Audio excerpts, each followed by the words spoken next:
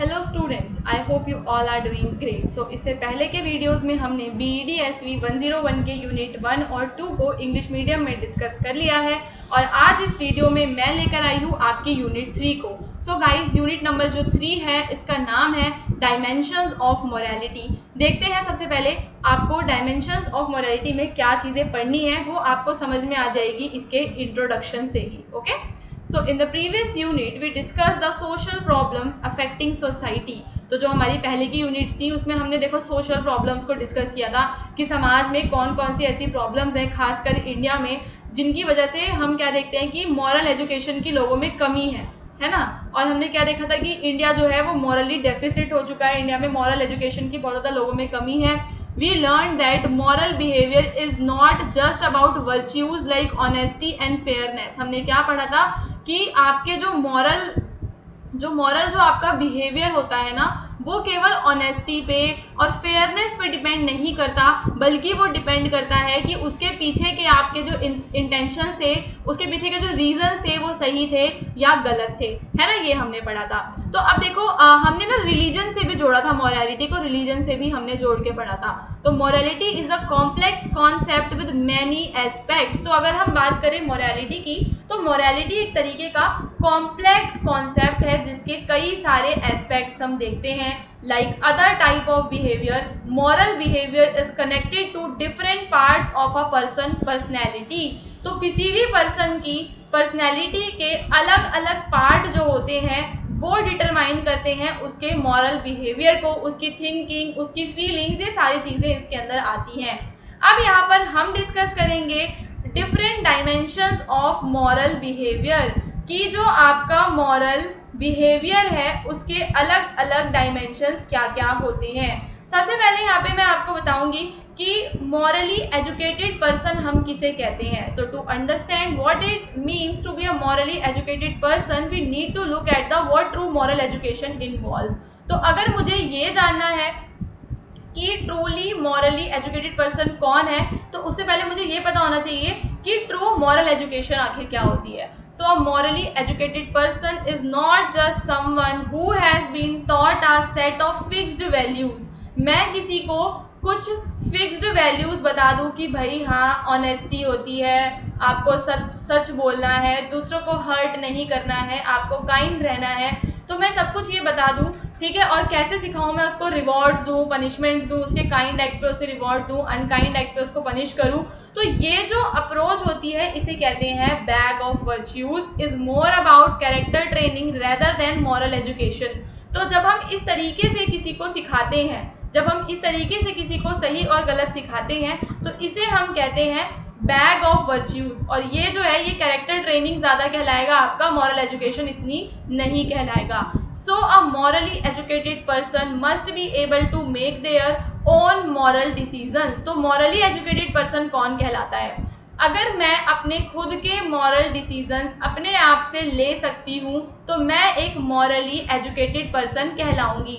For example, a doctor telling a patient about a serious illness may need to consider whether telling the truth could hurt the patient more than help them। तो यहाँ पे जब कोई doctor होता है और वो अपने किसी पेशेंट को उसकी किसी सीरियस इलनेस के बारे में बताता है, ठीक है, तो यहाँ पे वो थोड़ा सा संकोच करेगा उसे बताने में, क्योंकि उसे पता है कि यहाँ पे पेशेंट की हेल्प वो कम कर रहा है और उसको हर्ट ज़्यादा कर रहा है, उसको टेंशन ज़्यादा दे रहा है। तो मॉरल एक्शंस जो होते हैं गाइस वो डिपेंड करते हैं किस पे? डिपेंड करते हैं हमारी सिचुएशन पे, कॉन्टेक्स्ट पे, ना कि हमें कोई फिक्स्ड रूल्स फॉलो करने हैं। So a morally educated person also needs to have adequate knowledge of the fact related to the situation। तो किसी भी सिचुएशन में हमें कैसे रिएक्ट करना है उस सिचुएशन से जुड़ी हुई सारी जानकारी, सारे फैक्ट्स हमें पता होने चाहिए। So this help them understand the possible consequences of their actions। For instance, if a teacher tells a student they have low intelligence, अगर कोई टीचर किसी बच्चे को कहता है कि उसका इंटेलिजेंस लो है, it might hurt the student self esteem। तो यहाँ पे हम क्या देखेंगे कि उस स्टूडेंट के सेल्फ एस्टीम को ये हर्ट करेगा। So in such cases sometimes with holding the truth might be better moral choice. तो कभी कभी हम क्या देखते हैं कि जो सच होता है, सच को हमें अपने अंदर ही छुपा लेना चाहिए, वो ज़्यादा अच्छी मॉरल चॉइस होगी, ना कि सच को बता देना एक अच्छी मॉरल चॉइस होगी। So in addition to knowledge social skills are also important. साथ ही साथ जो व्यक्ति है उसके अंदर सोशल स्किल्स भी होनी चाहिए। एक मॉरली एजुकेटेड जो पर्सन होगा वो दूसरों की फीलिंग से रिलेट कर पाएगा, ठीक है, वो उन्हें एम्पैथी दिखाएगा, उनकी केयर करेगा।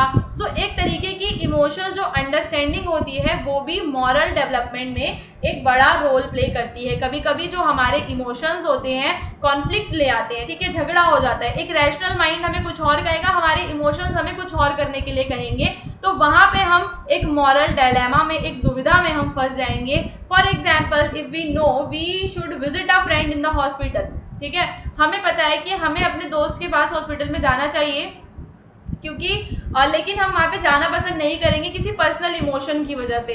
तो यहाँ पे आपको एक बैलेंस, यहाँ पे आप एक डायलेमा में फंस जाओगे कि मैं जाऊँ या मैं नहीं जाऊँ। तो ये जो सेल्फ प्रिजर्वेशन होता है कि आपको भी डिस्कम्फर्ट ना हो, और सोशल प्रिजर्वेशन क्या है, जब हम दूसरों की, समाज की जब हम परवाह करते हैं। तो ये दोनों चीज़ें जो हैं इसके बीच में गाइज एक बैलेंस बनाना बहुत ही ज़्यादा ज़रूरी है। Emotions are important in moral development. They help make us human and allow us to act morally.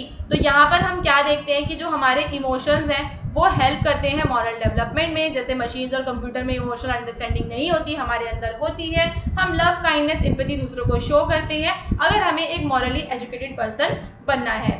अब गाइज हम यहाँ पे इसका डिफरेंस सीखेंगे कि मॉरलिटी और एथिक्स में क्या डिफरेंस है। Okay, so morality and ethics are closely related but they are not same. okay, so morality क्या है और ethics क्या है, दोनों related है पर same नहीं है, इसको हम समझेंगे।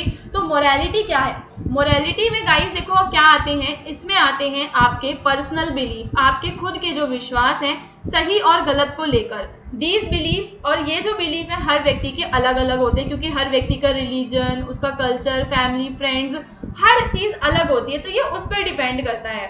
सो for example, a person may personally believe that drinking alcohol is immoral. ठीक है, कोई पर्सन है उसे क्या लगता है कि भाई एल्कोहल जो है कंज्यूम करना इमोरल है, तो ये उसकी खुद की वैल्यूज है क्योंकि किसी के लिए इमोरल वो नहीं भी हो सकता। तो morality is more about personal choice and values, like what you think is right और wrong in your own life. और जब हम बात करते हैं एथिक्स की, तो ethics on the other hand is concerned with how a moral person should behave in society. तो एथिक्स में हम किस चीज़ की बात करते हैं कि एक जो मॉरल पर्सन है उसे सोसाइटी में कैसे बिहेव करना चाहिए। तो ethics is about the rules और principles that guide how we act towards other. तो एथिक्स में क्या आते हैं, एथिक्स में आते हैं कुछ रूल्स, कुछ कायदे, कुछ कानून जो हमें गाइड करेंगे कि कैसे हमें एक्ट करना है regardless of our personal opinion. तो वहाँ पर गाइस पर्सनल ओपिनियन की कोई जगह नहीं होती। तो ethical values are more universal and transcend cultural, religious और पर्सनल डिफरेंसेस। एग्जाम्पल की अगर मैं बात करूँ एथिकल वैल्यूज में क्या क्या आते हैं, ट्रस्ट वर्दीनेस, फेयरनेस, रिस्पेक्ट, ये सारे आपके इसमें आते हैं एथिकल वैल्यूज में। तो मोरालिटी इन शॉर्ट आप समझोगे, तो मोरालिटी इन शॉर्ट क्या है, what you believe, personally you believe right और रॉन्ग, और एथिक्स है जनरल स्टैंडर्ड जो सबको फॉलो करने चाहिए। मोरालिटी के अगर हम अलग अलग उसको देखें, मल्टी डायमेंशनल कॉन्सेप्ट है मोरालिटी, और इसका मोरालिटी का मतलब केवल ये नहीं होता कि सही और गलत को हम जाने, बल्कि इसके अंदर क्या होता है, how we feel, think and act in different situation. इसमें हम देखते हैं कि हम क्या सोचते समझते हैं, कैसे एक्ट करते हैं, वो सारा का सारा आता है।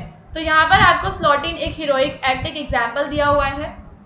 तो स्लॉटिन कौन है, स्लॉटिन एक न्यूक्लियर फिजिस्ट है working with plutonium to develop the atomic bomb. तो अब ये काम कर रहा है क्या, एटॉमिक बॉम्ब को बनाने का काम कर रहा है। So during an experiment, he accidentally caused a chain reaction by pushing two pieces of plutonium too close together. तो यहाँ पर उसने कोई रिएक्शन कर दिया है, the room began to fill with dangerous radiation। और अब हम क्या देख रहे हैं कि उसके रूम में डेंजरस रेडिएशंस आनी शुरू हो गई हैं और सिचुएशन ऐसी हो गई कि बहुत ज़्यादा डैमेज और लॉस ऑफ लाइफ हो गया।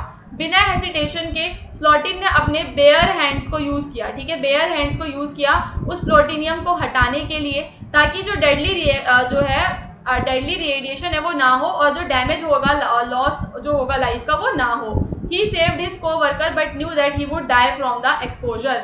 अब यहाँ पर एक चीज समझो कि उसने क्योंकि अपने बेयर हैंड से उसको टच किया, ठीक है, तो उसकी वजह से जो एक्सपोजर उसको मिला, इस एक्सपोजर की वजह से वो मर भी सकता है।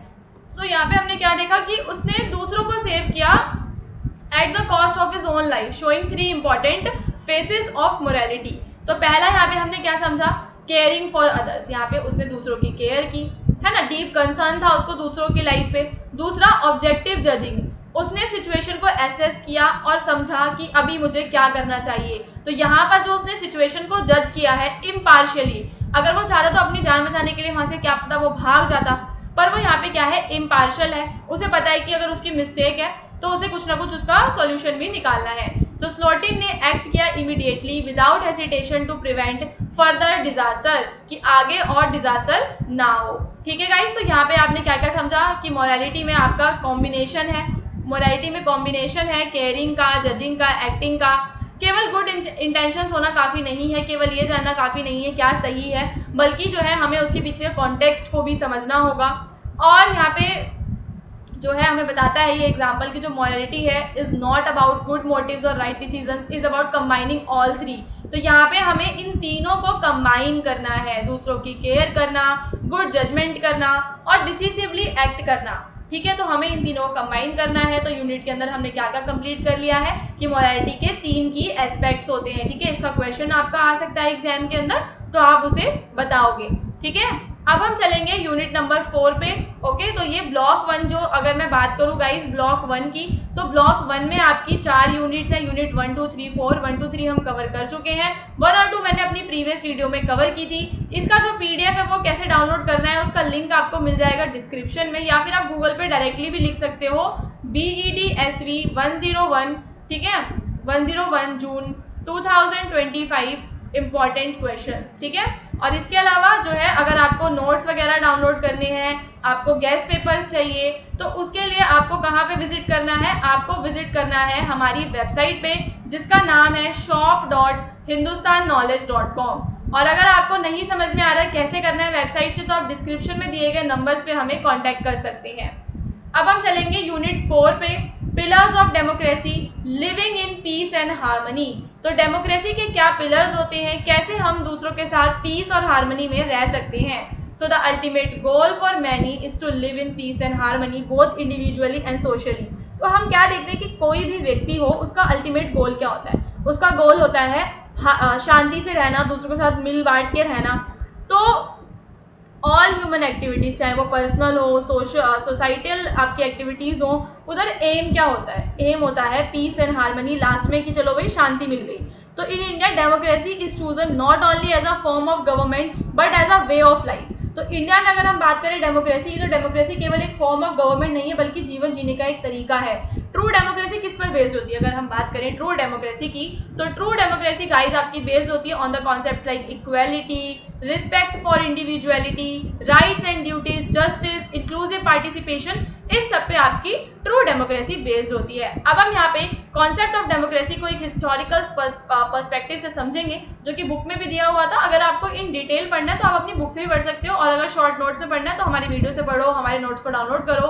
Okay, so about 500 years before Christ, the city state of Athens introduced a political system। तो 500 years before Christ जो एक सिटी है एथेंस, वहां पर एक नया पॉलिटिकल सिस्टम इंट्रोड्यूस किया गया, जहां पे ये बात की गई कि जो फाइनल अथॉरिटी है वो किसके पास होगी, वो होगी व्यक्ति के पास, लोगों के पास होगी, नॉट अ सिंगल रूलर और अ स्मॉल ग्रुप। यानी कि कोई एक राजा नहीं होगा, कोई एक राजा नहीं होगा, या फिर ग्रुप ऑफ पीपल जो हैं वो राजा नहीं होंगे। ठीक है, बल्कि यहाँ पे जो आपकी अथॉरिटी है वो किसके पास होगी, जनता के पास होगी। तो यहाँ से हम बात करते हैं किसके बर्थ की, बर्थ ऑफ डेमोक्रेसी की, meaning rule by the people. Okay, so over time the meaning of democracy evolve and expanded beyond just a political government. तो समय के साथ डेमोक्रेसी इवॉल्व हुआ। यहाँ पर जो है फिलिप जी स्मिथ जो है, ठीक है, उन्होंने फीचर्स कुछ बताए हैं डेमोक्रेसी के, 3 की फीचर्स उन्होंने बताए हैं जो आपको पता होने चाहिए। पहला, the rights and responsibility of the citizen to participate in the government. जो हमारे नागरिक हैं उनको अधिकार है और उनकी जिम्मेदारी है कि वो सरकार में पार्टिसिपेट करें। पब्लिक और प्राइवेट अफेयर्स के बीच में एक क्लियर जो है डिस्टिंक्शन होना चाहिए।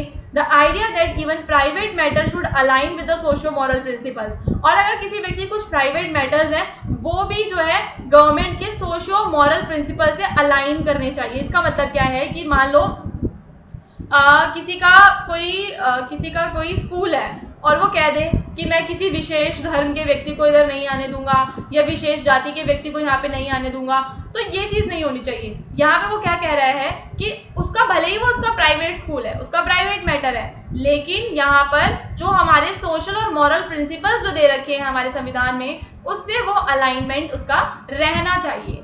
Okay, so Athens democracy was just does not just political but also economic, social and moral in nature। तो डेमोक्रेसी के अलग अलग नेचर्स होते हैं। अब यहाँ पे हम डेमोक्रेसी के अभी मॉडर्न कॉन्सेप्ट की बात करेंगे कि अगर हम आज के समय की डेमोक्रेसी की बात करें तो उसमें हमें क्या क्या चीज़ें इंक्लूड करनी है। So the modern idea of democracy is based on liberal democracy which draws inspiration from the US Declaration of Independence 1776। तो US डेक्लेरेशन जो है आज़ादी का 1776 का, वहाँ पे हम देखते हैं डेमोक्रेसी का modern idea. It includes concepts like natural rights and the social contract. ठीक है, तो यहाँ पे हमें नेचुरल राइट्स जैसे कॉन्सेप्ट, सोशल कॉन्ट्रैक्ट जैसे कॉन्सेप्ट देखने के लिए मिलते हैं। American democracy influenced by Greek ideas is centred around the notion of equality, liberty and fraternity. तो नेचुरल राइट्स, देखो नेचुरल राइट्स समझते हो ना कि व्यक्ति के जो जन्म से ही कुछ ऐसे अधिकार होते हैं, जो जन्म से पैदा होता है व्यक्ति, तो वो उसके नेचुरल राइट्स होते हैं। सोशल कॉन्ट्रैक्ट थ्योरी वही है कि व्यक्ति को ना उसकी सामाजिक स्थिति नहीं पता होनी चाहिए। अगर उसको उसकी सामाजिक स्थिति नहीं पता होगी तभी वो अनबायस्ड जो है डिसीजंस ले पाएगा। फॉर एग्जांपल, अगर मुझे नहीं पता कि मैं आगे जाकर किस धर्म की बनूंगी, तो अगर मुझे धर्म से जुड़ा हुआ कोई निर्णय, कोई डिसीजन लेना है तो मैं उसको बिल्कुल अनबायस्ड होकर लूंगी, तो उसे बोलते हैं सोशल कॉन्ट्रैक्ट। और नेचुरल राइट्स वही जो जब हम पैदा होते हैं तो कुछ राइट्स हमारे साथ आते हैं, वो नेचुरल राइट्स होते हैं। अब यहाँ पे हम बात करेंगे ग्रीक आइडियाज की। अमेरिकन डेमोक्रेसी किससे इन्फ्लुएंस थी गाइस, इसको ध्यान से पढ़ो। अमेरिकन डेमोक्रेसी इन्फ्लुएंस थी ग्रीक आइडियाज से, और अमेरिकन डेमोक्रेसी में इक्वालिटी, लिबर्टी, फ्रेटर्निटी, इन सबको भी इंक्लूड किया गया था। Abraham Lincoln famously defined democracy as a government of the people, by the people and for the people. तो ये जो है डेमोक्रेसी की यूनिवर्सल डेफिनेशन आप समझ सकते हो, या सबसे ज़्यादा एक्सेप्ट की जाने वाली डेफिनेशन अगर डेमोक्रेसी की है तो यही है। तो डेमोक्रेसी एक डायनामिक प्रोसेस है, रिजिड नहीं है। इसका गोल है इंडिविजुअल की growth. Democracy thrives in the heart of people and work through peaceful dialogue. Democracy जो है लोगों के दिलों में है और एक शांतिपूर्ण तरीके से जो है डेमोक्रेसी में हम देखते हैं कि काम होता है। So this process of open exchange help people make informed decision. तो डेमोक्रेसी की वजह से जो लोग हैं वो इन्फॉर्म्ड नागरिक बन पाते हैं और इन्फॉर्म्ड डिसीजन ले पाते हैं वो, ठीक है, उन्हीं चीज़ों के बारे में जानकारी होती है। प्रिंसिपल्स ऑफ डेमोक्रेसी की अगर हम बात करें तो कुछ गाइडिंग प्रिंसिपल्स हैं डेमोक्रेसी के, जैसे कि डेमोक्रेसी में इंडिविजुअल्स की रिस्पेक्ट की जाती है, ह्यूमन इंटेलिजेंस पे कॉन्फिडेंस रखा जाता है, ठीक है, और राइट्स एंड रिस्पॉन्सिबिलिटीज़ की भी इसमें बात होती है। तो यहाँ पे इंडिविजुअलिटी का क्या मतलब है, democracy values each person individuality. Democracy value करती है हर एक पर्सन की इंडिविजुअलिटी को और ह्यूमन इंटेलिजेंस पे वो ट्रस्ट करती है। डेमोक्रेसी जो है वो रिकॉग्नाइज करती है rights and responsibilities of the individual to actively participate in the investigation and resolution of shared societal issues. तो जो नागरिक हैं वो एक्टिवली जो है पार्टिसिपेट करें, इस चीज़ का भी वो ध्यान रखती है। अब हम बात करेंगे एजुकेशन में डेमोक्रेसी की। तो डेमोक्रेसी कोर प्रिंसिपल, देखो इससे क्वेश्चन आ सकता है एग्जाम में, तो ये वाला टॉपिक आपका इम्पॉर्टेंट है, इसको समझ लीजिए। तो democracy core principles such as equality and freedom are central not only to socio political system but also to education. तो यहाँ पर एजुकेशन में भी डेमोक्रेसी के प्रिंसिपल्स इंपॉर्टेंट होते हैं। These principles help shape educational philosophies and practices aiming to promote both individual and societal growth. तो democracy में हम क्या देखते हैं कि गाइज इंडिविजुअल ग्रोथ भी होती है और आपका जो है सोसाइटल ग्रोथ भी होती है। अब हम कॉन्सेप्ट को समझेंगे इक्वालिटी के और एजुकेशन के। तो इक्वालिटी इन एजुकेशन क्या है, इसको अगर हम रिलेट करें तो इक्वालिटी समाज में होनी चाहिए, यानी कि हर एक जो बच्चा है, हर एक बच्चे को हमें इक्वली ट्रीट करना है, अलग अलग तरीके से उन्हें ट्रीट नहीं करना। Equality in education should align with social justice, और इक्वालिटी जो है वो किससे अलाइन करना चाहिए, सोशल जस्टिस से, यानी कि सामाजिक न्याय से वो अलाइन करना चाहिए। फ्रीडम की बात करें तो फ्रीडम का मतलब क्या है कि बच्चे को लर्न और ग्रो करने का, ठीक है, अवसर मिलने चाहिए उसको, अननेसेसरी रिस्ट्रिक्शंस उन पे नहीं होनी चाहिए। हाँ, अगर हम बात करें टू मच फ्रीडम की तो वो काउंटर प्रोडक्टिव होता है, तो एक बैलेंस रहना चाहिए इसके अंदर। ओके, अब यहाँ पे लास्ट में बस आप वही जो है समरी लिखोगे। देखो हर एक आंसर में समरी भी इंपॉर्टेंट होती है, तो मैंने हर एक यूनिट की समरी भी प्रोवाइड की है। इसको आप लोग ज़रूर डाउनलोड कीजिए, इसके पीडीएफ को डिस्क्रिप्शन में आपको लिंक मिल जाएगा, वहाँ से आप इसका PDF free of cost download कर सकते हैं। ठीक है guys, so democracy aim to provide peace, happiness and harmony. तो डेमोक्रेसी का एम क्या है, पीस, हैप्पीनेस, हार्मनी लेकर आना, इंडिविजुअल और सोसाइटी के इंटरेस्ट को पूरा करना। डेमोक्रेसी में प्रिंसिपल्स होते हैं, इक्वालिटी का प्रिंसिपल, जस्टिस का प्रिंसिपल, फ्रीडम, ये सारी चीज़ें डेमोक्रेसी में आती है। ह्यूमन जो डेमोक्रेसी है वो ह्यूमन इंटेलिजेंस को वैल्यू करता है, और जो हमारे नागरिक हैं उनका पार्टिसिपेशन जो है डिसीजन मेकिंग में, उसको भी वो इंश्योर करता है। So in education these democratic principles focus on equality, fair treatment for all. अगर जब हम बात करते हैं एजुकेशन की, तो एजुकेशन में कौन कौन से डेमोक्रेटिक प्रिंसिपल्स हमारे काम आते हैं, तो वो हैं गाइस इक्वालिटी है आपका, और दूसरा क्या है आपका, फ्रीडम है। तो democracy ensures that individual can reach their full potential while living in harmony with others. तो अगर हमें अपने फुल पोटेंशियल पे पहुंचना है अपने, तो हमें क्या करना है, दूसरों के साथ हार्मनी और पीस में रहना है।